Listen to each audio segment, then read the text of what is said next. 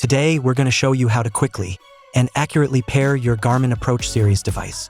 We will introduce two methods to help you complete the pairing process with ease. Method 1.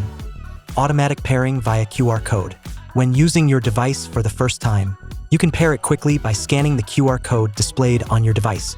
Once pairing mode is activated, the device will display a QR code. Use your smartphone to scan the QR code. After scanning, your phone will automatically open the Garmin Golf app and guide you through the pairing process.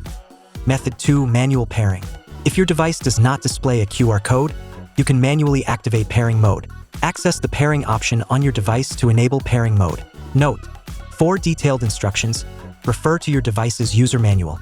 For the R10, press and hold the button on the device until the indicator light starts blinking blue, indicating pairing mode is active.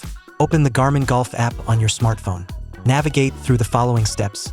Select User Profile. Go to My Devices. Tap Add Device. Choose your device from the list. Then select Start to complete the pairing process. That's it. You've successfully paired your Garmin Approach series device.